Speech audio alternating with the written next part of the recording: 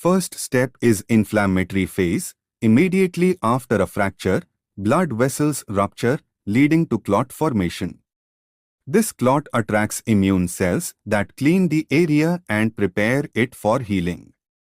2. Reparative phase. Osteoblasts begin forming a soft callus made of collagen and cartilage, stabilizing the fracture. 3. Hard callus formation. Osteoblasts produce a hard callus made of woven bone tissue, bridging the fracture gap.